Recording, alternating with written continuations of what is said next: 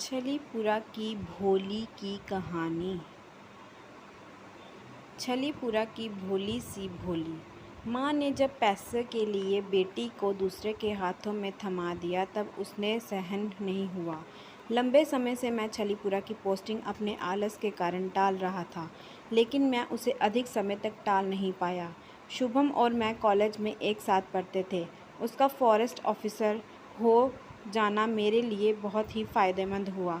छलीपुरा posting मिलते ही उसने मुझे बुलाना शुरू कर दिया, लेकिन मैं टालता जा रहा था। वो अक्सर वहाँ का मनमोहक वर्णन करता रहता। मैं कहता, शहर से दूर एक कस्बे-नुमा जगह में रहना मेरे लिए कठिन होगा। तू तो जंगल में बसकर जंगली हो चुका है, पर हम लोग तो अभी सिविलाइज्ड ही हैं।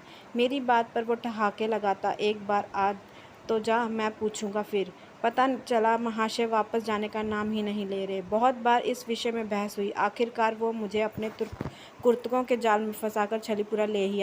यहाँ के प्राकृतिक सौंदर्य के बारे में सोचा भी नहीं था। यहाँ आकर मेरी दिनचर्या पूरी की पूरी बदल गई। घर में जिस नींद को अलार्म वॉच भी नहीं भगा पाती थी, वो अपने आप पक्षियों के कलरव से सुबह 5 बजे ही पलकों में फिसल जाती थी। उस दिन जब मेरी जीप डाक बंगले के पास रुकी तो आदिवासी बच्चों ने गाड़ी को घेर लिया। शुभम ने बताया कि जीप देखकर इन बच्चों को लगता है कि इन्हें कुछ खाने का सामान मिलेगा, जो अक्सर बुलंदशहर के धनी मानी लोग इन्हें बांटते रहते हैं। मुझे उन मैले कुचैले बच्चों की आंखों में एक अद्भुत चमक दिखी। उन पर भोली ने विशेष रूप से मेरा ध्यान अपनी ओर आकर्षित किया। उसकी काजल भरी आंखें लगातार पेड़ के पीछे से झांक कर कुछ देख रही थी। तभी ड्राइवर ने अपनी ठेठ ब्रज भाषा में बच्चों को भगाया। मेरे मना करने पर बोला, अरे साहब, ये बच्चे बड़े बदमाश हैं। एक बार वॉल्व खोलकर टायर की हवा निकाल दी थी इन्होंने। धीरे धीरे भोली से मेरी दोस्ती हो गई। वो अक्सर डाक बंगले के इर्द गिर्द दिखती, कभी घास से साग तोड़ती तो कभी चूड़ी के टुकड़ों से खेलती। एक दिन वो एक बच्चे को घुमाती दिखी।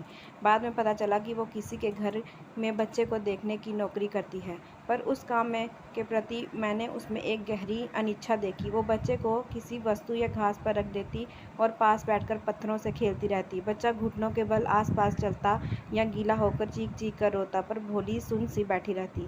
एक दिन मैंने उसकी माँ से भोली को अपने घर काम पर लगाने के लिए कहा।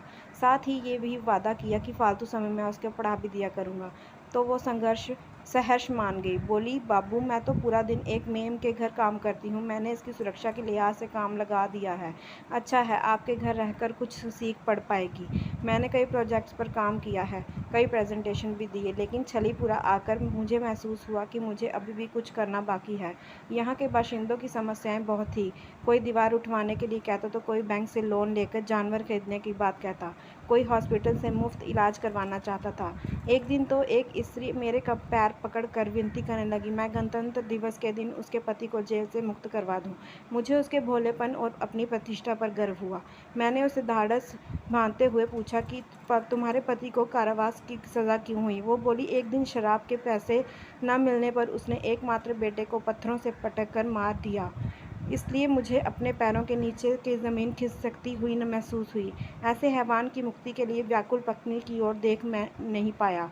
पत्नीत्व का ऐसा विलक्षण परिचय मुझे पहली बार देखने को मिला। भोली सुबह मेरे घर आ जाती और शाम को उसकी माँ उसे खदेड़ती हुए ले जाती।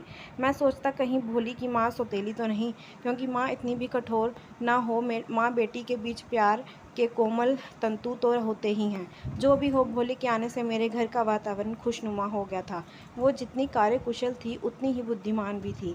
मैं उसे जो भी सिखाता वो तुरंत सीख लेती। एक दिन भोली माँ की साड़ी और चूड़ियाँ पहन कर आई।